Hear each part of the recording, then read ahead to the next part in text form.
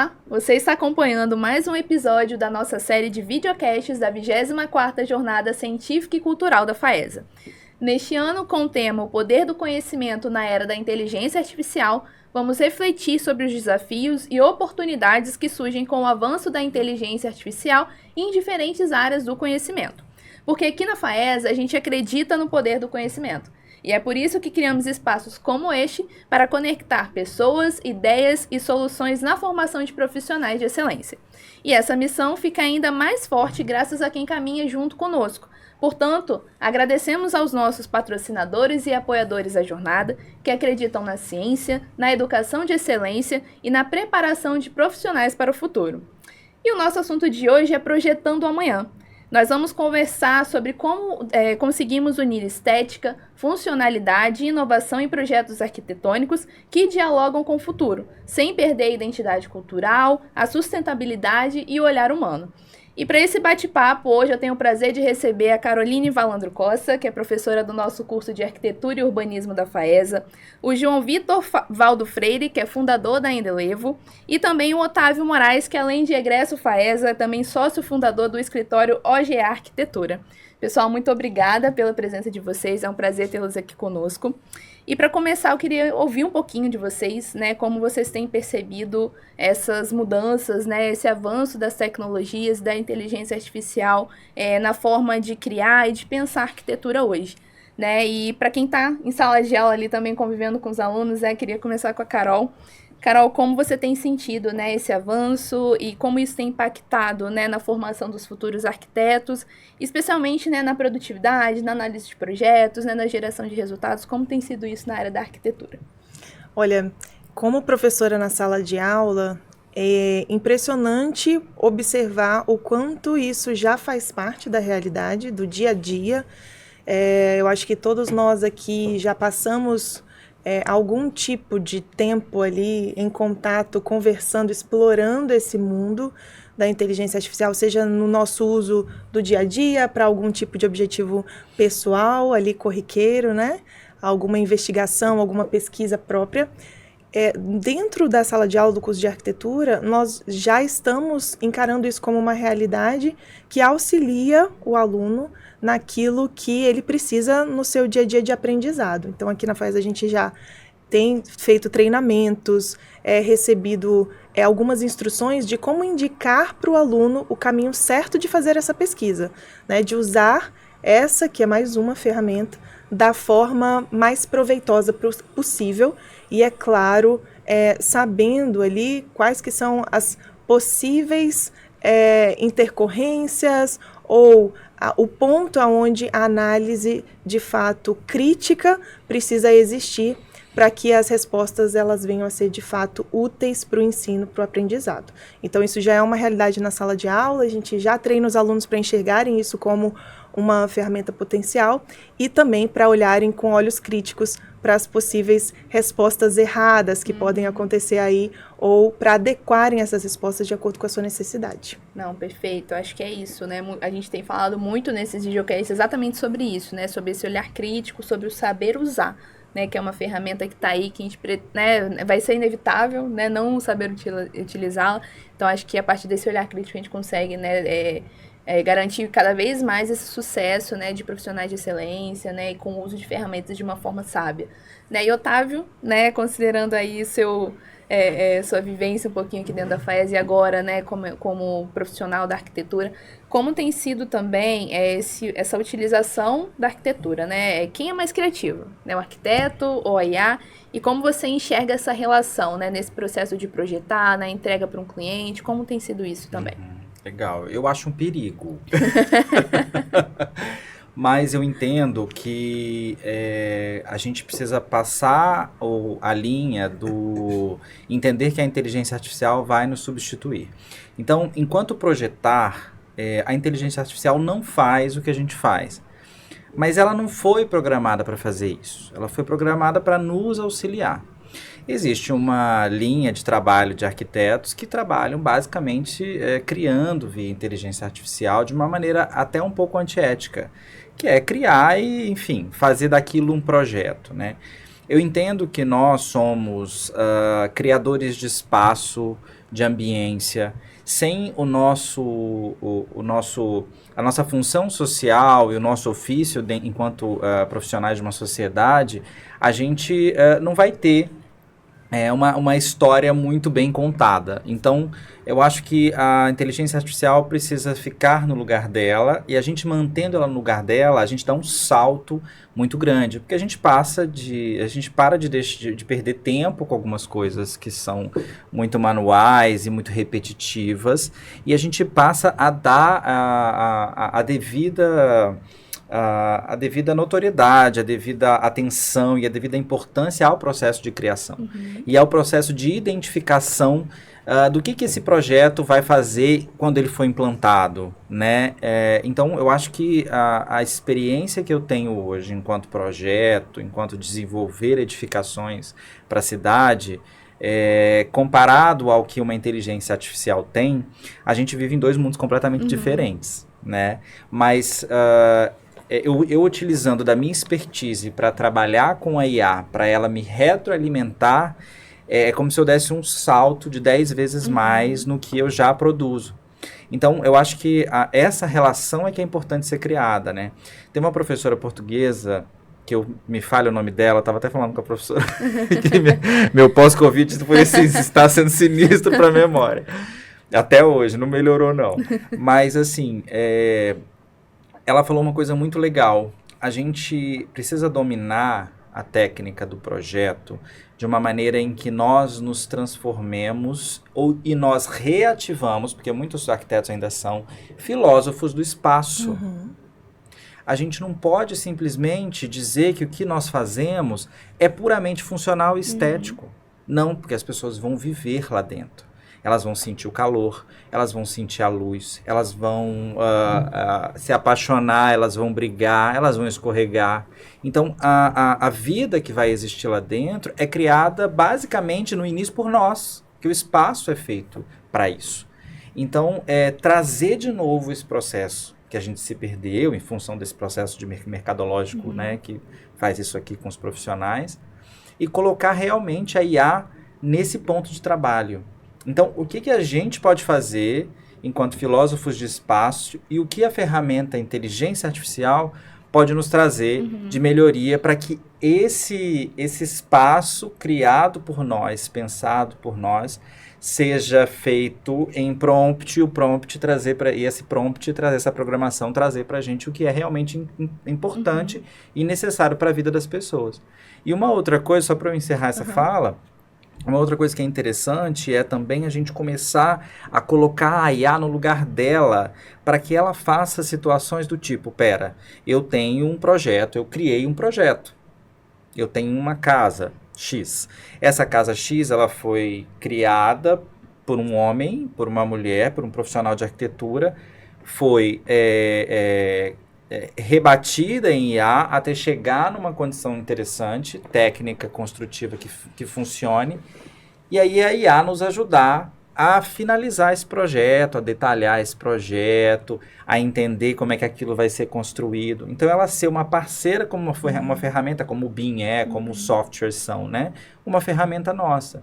Existe já um projeto que vai ser construído nos Estados Unidos, que ele foi criado e projetado exatamente dessa forma, por um escritório da Estônia e, se eu não me engano, foi o MIT, que fez em conjunto, eu não sei se estou falando certo, se foi o MIT, mas é um escritório estoniano.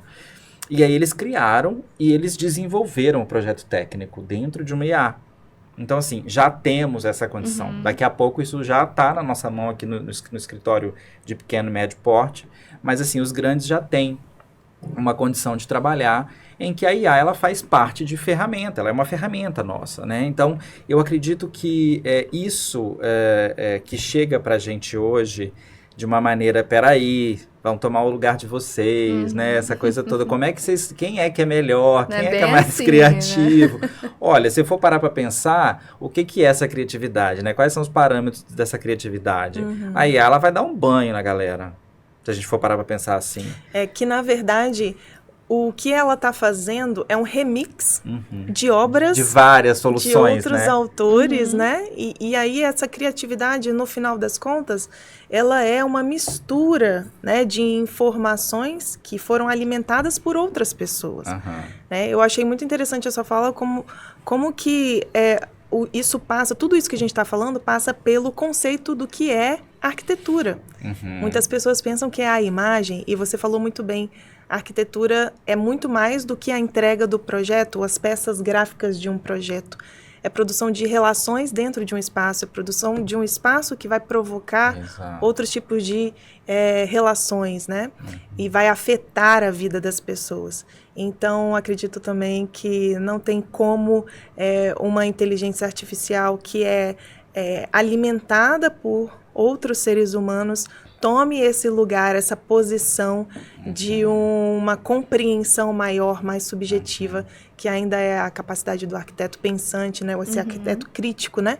Eu acho que nós ainda temos essa primazia na concepção inicial. Eu acho também, legal. Perfeito. Acho que você complementou legal. E uma coisa que é interessante chamar a atenção é que, assim, a gente tem a linha de profissionais que trabalham, né? Eu falo linha, assim, porque tem gente que segue um determinado tipo de trabalho em que realmente a IA vai passar em cima, porque não são pessoas, não são profissionais críticos, não acessam esse lugar, entendeu? Se colocam nesse lugar mediano mesmo do trabalho. Então, sim, a IA vai tomar o lugar de algumas pessoas.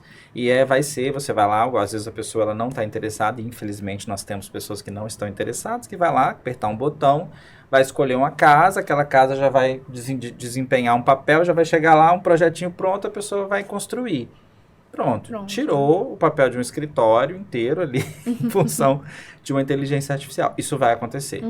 Isso a gente não sejamos, vamos dizer, tolos de achar que isso não vai acontecer. Isso vai acontecer como isso vai acontecer com várias outras profissões.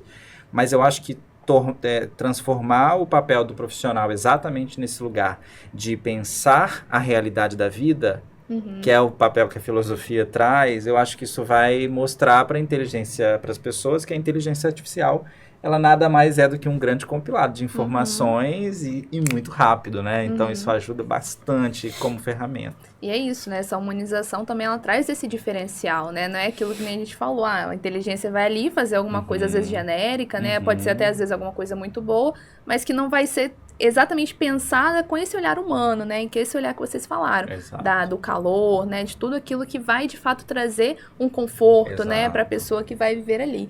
E isso foi até algo que a gente trabalhou muito pensando na temática, né? Da jornada. Então, até a própria identidade visual, ela traz isso, né? A pessoa ali controlando esse conhecimento, né? Então, o poder do conhecimento mesmo humano, né? Que ponto nós estamos ali, né? Controlando e tendo o poder sobre esse conhecimento que está ali. É uma ferramenta, né? Que nem você falou. É esse lugar, né? E colocar a IA no lugar dela, falar, essa é uma ferramenta que está aqui para me auxiliar, eu tenho que saber utilizá-la. Né? E pensando nisso também, João, como tem sido isso, né, lá na Indelevo, né, como vocês têm trabalhado esses avanços tecnológicos, esse uso da arquitetura, esse pensar, né, de projetos, como tem sido isso lá também? Pensando na inovação, né, vocês são uma startup, como tem acontecido lá? Letícia, eu tive o prazer de trabalhar com o professor Alberto da UFES, inclusive na criação do que ele chama de Instituto de Inteligência Computacional Aplicada. É o I2CA. E na criação desse instituto, né, primeiro trazia muito já estava nessa pauta, foi em 2020, 2021. 2020, minta. E nesse momento, ele trouxe essa correção, né? O que a gente vai trabalhar aqui, agora que a gente trabalha, é a inteligência computacional como uma ferramenta. E aí é bem interessante esse trabalho do cuidado com a palavra dele, né? Igual diz Twain. A diferença entre a palavra certa e a palavra quase certa, a diferença entre o vagalume e o raio.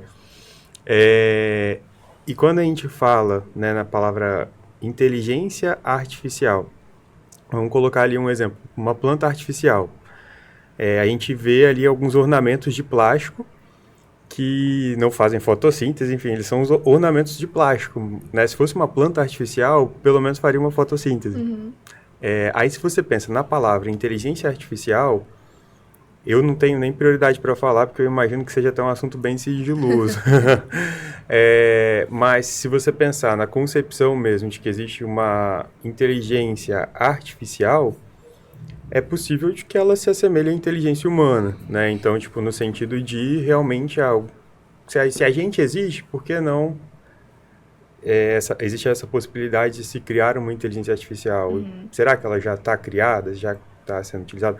A gente tem muito acesso às inteligências computacionais, né? E aí, pensando nesse termo, assim... e aí, como uma ferramenta, é uma ferramenta maravilhosa que a gente tem que se apropriar mesmo, e ponto. E ela dá espaço ao ser humano a praticar as atividades de ócio criativo, né? Então, a gente cada vez mais está na essência daquilo que exige o mínimo de repetição, né? Que não é uma tarefa repetitiva. Inclusive, tipo, quando a gente fala em chat GPT, né? Guide, Pre-trained, Transformed. Então, tipo assim, né? É um compilado de vários outros textos, enfim, que aí você guia eles para transformar em textos novos.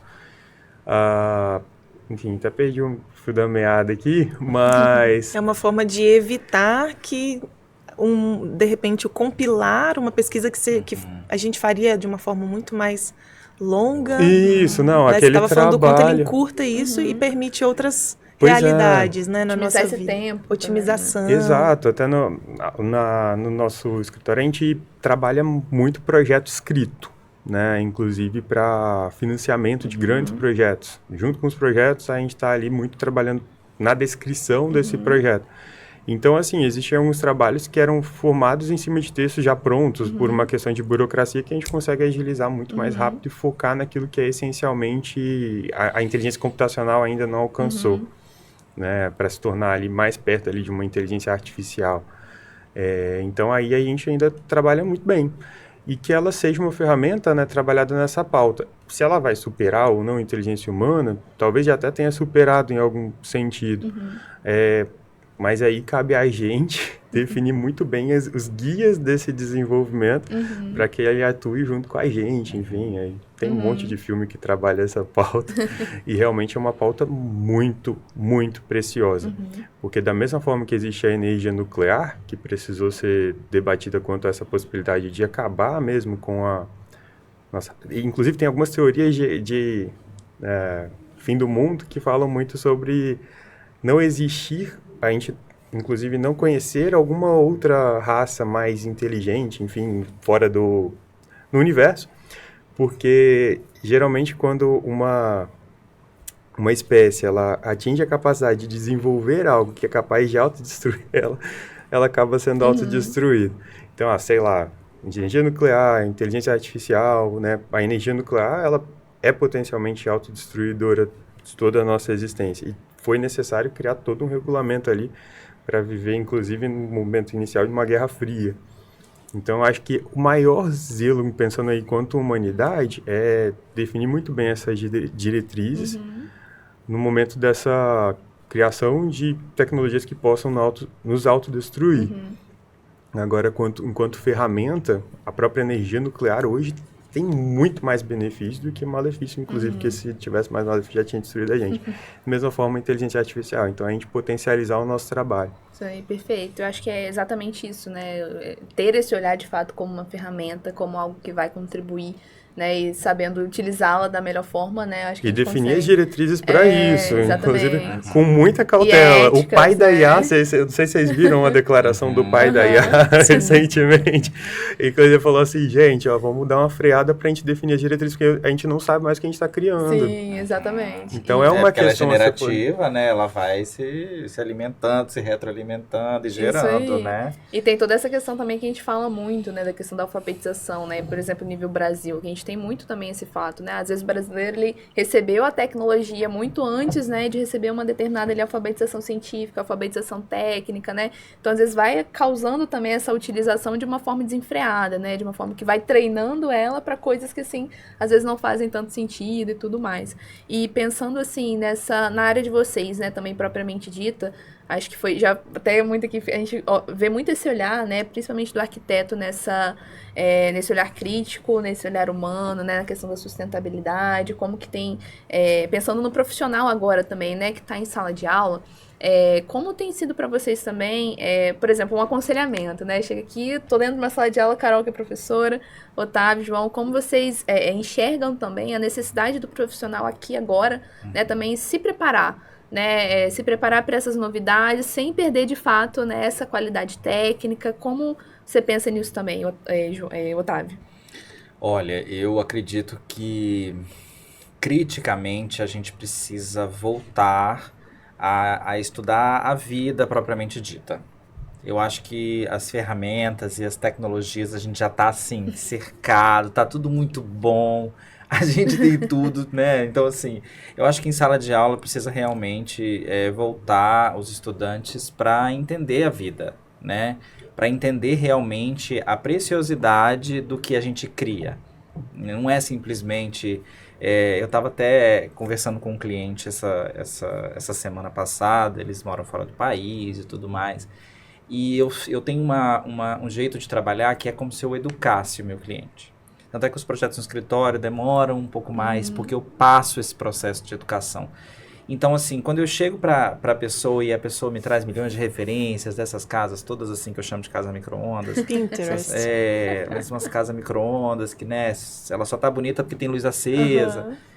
Eu fico jogando, tá bonita, apaga a luz pra você ver se esse negócio fica bonito mesmo, se esse prédio fica bonito mesmo, né? Então, assim, mas é entender mesmo essa sala, sabe? Botar a pessoa na sala e falar assim, é só pra ver televisão, é só pra sentar e ligar o ar-condicionado? Que vida chata, sabe? Você não ter uma paisagem, ou você não ter uma interação com esse entorno, ou com a luz do dia, ou com a noite, que seja. Com o vento que existe, que tem um jardim do lado, ou que não tenha verde. Qual que é essa ambiência que precisa ter para que você seja feliz, ou você seja triste? Porque às vezes a pessoa quer ser triste. Mas assim, essa a importância, não é o achar. Não é só o gostar do que é bonito. O bonito, o subjetivo do bonito, é diferente do subjetivo do confortável, na maioria das vezes. Pode ser junto também. Então, essa posição estratégica da gente poder estudar novamente as condições e as qualidades e as possibilidades que nós podemos fazer e criar e viver, representar a história das pessoas. Eu sou muito de falar para o cliente, você imagina a sua filha correndo nesse corredor iluminado 9 horas da manhã? Porque é a hora que a luz vai bater. Eu estou projetando a sua casa para que a luz entre nesse corredor 9 horas da manhã e sua filha abra a sua porta do seu quarto com aquela luz maravilhosa e te dê um abraço. É essa construção que é interessante, é essa que mata o profissional produção em série, vamos dizer assim. Sim, que não pega os detalhes ali. Para justamente a gente poder fazer com que a vida aconteça. A vida vai acontecer de todas as formas, mas a gente estuda tanto de qualidade de vida e possibilidades de melhorar a vida, e nós somos um profissional que proporcionamos, enquanto estrutura de habitação e de vivência, essa qualidade de vida. Né? Não é à toa que se estuda tanto, tem tantas pesquisas, tem tantos projetos de extensão, tem tantas experiências em áreas verdes, em áreas internas, com tipo de materialidade, com sensação de toque. Então, é isso que é importante ser discutido. Não só o processo do projeto, da projetação em si, mas o que isso vai causar para trás. Eu acho que o que os estudantes hoje e os novos profissionais precisam se atentar estudar um pouco, olhar mesmo, ter o olhar da psicanálise, ter o olhar da filosofia, ter o olhar das ciências sociais também, ter o olhar dessas questões, dessa pessoa que também não é da ciência, mas ela tem um poder espiritualista que, sabe, entende, compreende de maneira que não seja tão racional. A gente precisa trazer esse processo da intuição de cada um junto com esse processo racional para criar alguma coisa legal. Então, acho que é entender esse outro processo que não seja aquela coisa técnica full time ali, porque a inteligência artificial vai nos ajudar muito nessa questão técnica. Vocês podem ficar tranquilos. Agora, o resto, ela não vai ajudar. E ela vai te consumir.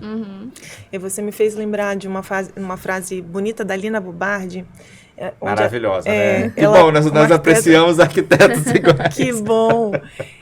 A Lina, ela, uma arquiteta ítalo-brasileira, né?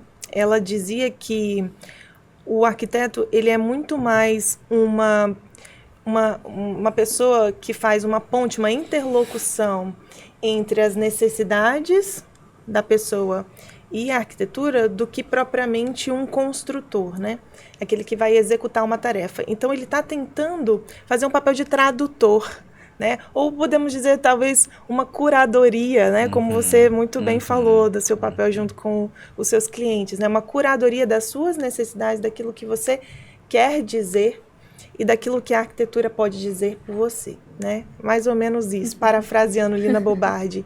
E eu acho que, realmente, quando a gente traz isso para a sala de aula, talvez essa mecanização da produção projetual, talvez essa aceleração, né, esse projeto Ctrl+C, Ctrl+V que a gente vê tanto, ele tenha tirado um pouco das pessoas esse papel humano da interlocução, da capacidade de tradução, de ouvir de uma pessoa leiga o que ela traz de informação, o contexto em que ela vive e entender, compreender, traduzir por meio da arquitetura a resposta das necessidades, né, dessa pessoa. Então, existe um papel humano no arquiteto, como você mesmo disse, que é essa capacidade de compreensão cultural, né, de onde essa pessoa vem.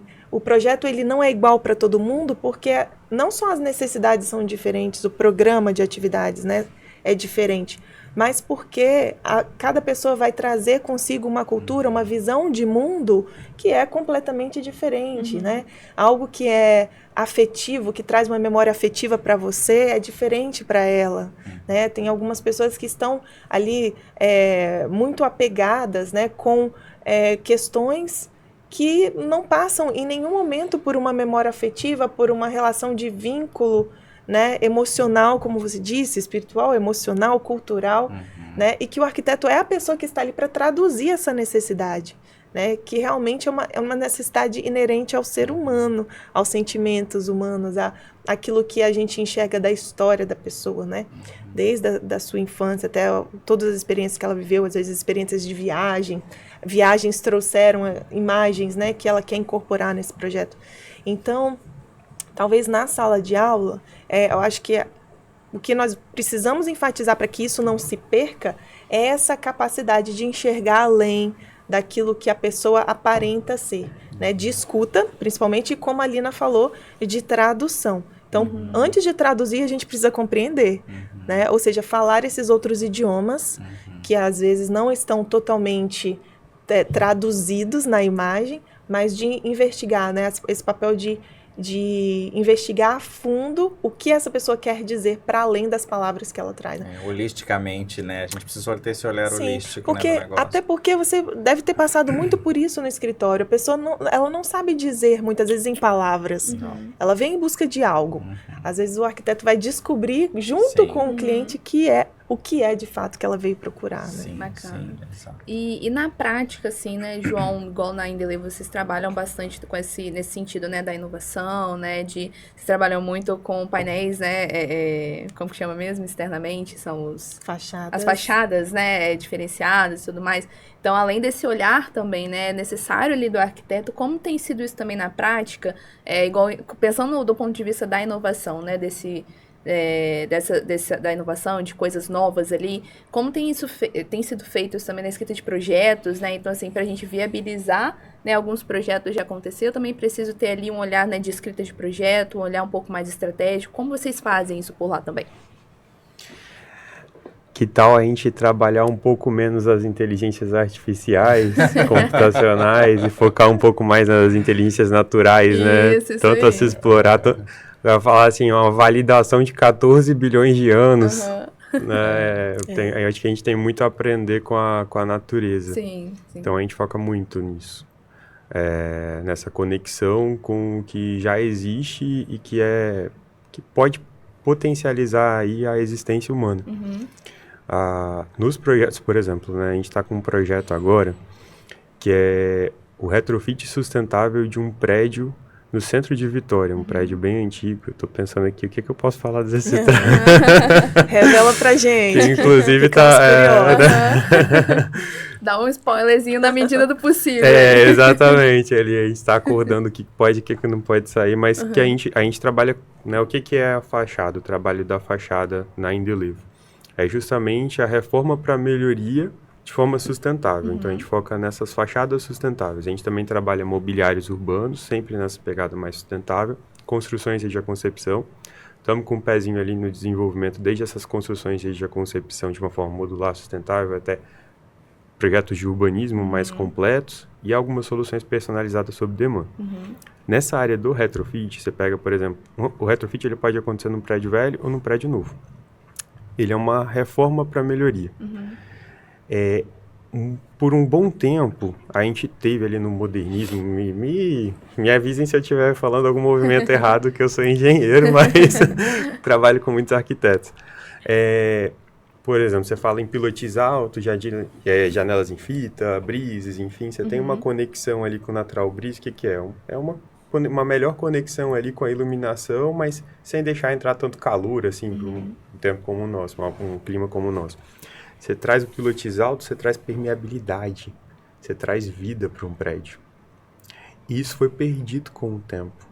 E às vezes prédios antigos que tinham isso foram se fechando por alguma cultura focada ali em medo, em busca excessiva pela segurança, né? Às vezes justificada ou não. Ao invés da gente focar em cuidar e confiar. Então a natureza ela ensina muito isso, ela ensina que a gente precisa estar ali vigilante nesse cuidado, nessa confiança junto a ela, e quando a gente se conecta a isso para construir, a gente alcança um ponto até de arquitetura mais regenerativa, que preza por um autocuidado e uma autoconfiança. Então, já até me perdi também da pergunta. Mas falou bonito. É isso aí, é um caminho interessante. É um caminho que a gente segue, é do design sustentável, buscando aí cada vez mais alcançar o design regenerativo, que preza aí por uma regeneração desse ambiente que foi perdido com o tempo. E nada mais regenerativo que a própria natureza da qual nós somos parte. Isso aí. E o grande problema é a gente se ver dividida, né? Divididos, né? Dessa natureza. Dividida justamente porque a gente tem que entender que a gente é natureza e ponto. Sim. E quanto mais a gente se conecta, mais a gente é capaz de potencializar, inclusive, esse trabalho de criação que é divino. Que criação é divina. Se você está criando uma coisa nova verdadeiramente, tem uma intercessão divina acontecendo sobre você. Inclusive, se uma IA, em algum momento, criar alguma coisa, provavelmente por algum efeito randômico, ou alguma interferência cósmica, tem um monte de artigo falando sobre isso, porque não se sabe explicar. É um olhar holístico que a gente precisa entender, porque é inteligência, né? É um negócio que foge da compreensão, né? Hoje você vai pegar gente que estuda cérebro humano, eles têm isso aqui de resposta para as coisas. E as respostas, elas vão surgindo na biomimética e no estudo natural. Você fala em redes neurais, que nada mais é do que o estudo do neurônio, né? Como que o cérebro funciona. E aí se você pergunta para uma pessoa, tá, você entendeu isso daí, você está entendendo o cérebro, está tentando reproduzir isso de uma forma artificial ali, de uma inteligência computacional. Agora me explica, como que acontece para criar algo novo? Ainda não se tem uma resposta tão clara.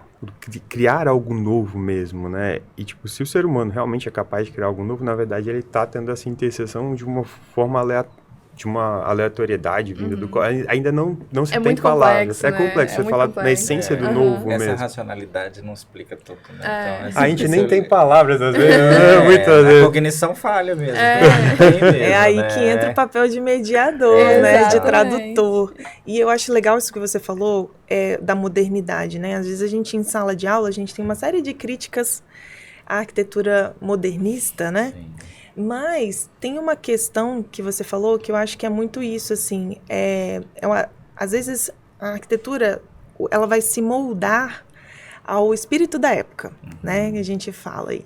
O espírito da época é o quê? Às vezes a gente está vivendo na nossa cultura uma transformação social, e essa transformação social, ela interfere indiretamente, quase que espontaneamente, no formato, né, da cidade, na forma final, no objeto arquitetônico e na construção da imagem da cidade, né? Então, assim, na modernidade realmente existiu uma série de questões que estavam acontecendo ali, que trouxeram reflexões críticas para o espaço arquitetônico e produziram esses espaços de liberdade, né? Jane Jacobs, por exemplo, ela iria dizer sobre as fachadas de vidro que o quanto que era importante que as pessoas pudessem ter contato com a rua e tivessem uma comunidade vigilante, né? A vigilância, no caso, era no sentido de trazer a rua para dentro da casa e a casa se conectar com o ambiente externo, onde ela dizia as crianças poderiam ser vistas brincando e ali elas seriam protegidas por uma comunidade vigilante. E realmente se confundiu durante algum tempo o sentido da proteção, né, da propriedade como um espaço de proteção, com o efeito, fazendo o efeito oposto, né, fechando. Né, e hoje a gente já sabe que algumas regras de segurança são opostas a isso. Né, são uma série de testes feitos aí pelos departamentos de polícia fora dizem que as casas mais assaltadas são aquelas que são mais fechadas e não as mais abertas. Então, eu acredito que existe, sim, um conhecimento até ancestral, a gente pode falar de uma ancestralidade do morar, tem tudo a ver com a sua área, que é da biologia, que é uma forma que a natureza nos ensina de fazer as coisas. E que realmente, se a gente como ser humano, né, e o conceito de meio ambiente, eu gosto muito do conceito que fala que o ser humano está inserido, né, no meio ambiente, ele faz parte, a sua cultura faz parte. Se a gente faz parte dessa cultura e dessa natureza, a natureza ela vem ensinando para a gente já há muito tempo o que dá certo e o que não dá certo. E eu acredito que vai perdurar, vai existir ao longo do tempo aquilo que de fato funcionar. Né? Então, eu acredito também que se houver em algum momento algum movimento da arquitetura que gere problemas, que gere um projeto problemático, vamos falar dos fechamentos de proteção, né? Para tentativas, muros, né? Os falsos muros de proteção, que de alguma forma construíram os condomínios fechados aí e afetaram a cidade de ampliando distâncias, enfim. Se esse projeto feito na inteligência artificial, né, de qualquer jeito, sem esse pensamento crítico, produzir uma cidade que não funciona, a tendência vai ser nós, enquanto natureza vivente, estando vivendo naquele espaço, incomodados com essa arquitetura mal pensada, mal planejada, mais uma vez vai surgir um movimento de transformação que quebre esses muros, que rompa esse tipo de arquitetura e assim a gente vai ter mais uma era diferente, né, com essa nova forma de fazer, que é a natureza se adaptando ao espaço, né, a esse espaço que talvez não foi pensado, planejado, né, e planejado para viver, né, planejado para quem? Para o homem, né, no meio do ambiente. E eu acho que o homem mesmo vai ter que lidar com as consequências disso. Né? Assim como a gente teve que lidar com as consequências de uma arquitetura que fechou, que ampliou distâncias, né? E agora a gente está sofrendo aí com engarrafamentos, cidades com enchentes, né? Construções em áreas de preservação ambiental. Até a gente pode falar da questão social, né?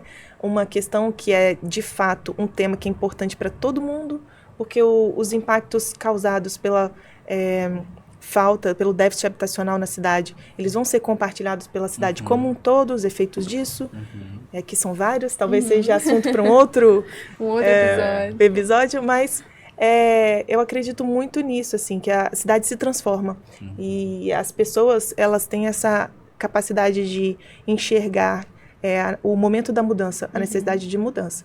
E eu espero que se a gente conseguir, né, usar essa ferramenta corretamente, que isso não venha a interferir nos nossos modos de vida, mas que se isso acontecer, vai ser necessário, mais uma vez, reformular. Eu lembrei agora também de uma utilização muito bacana da inteligência artificial que está sendo feita para planejamentos de cidades.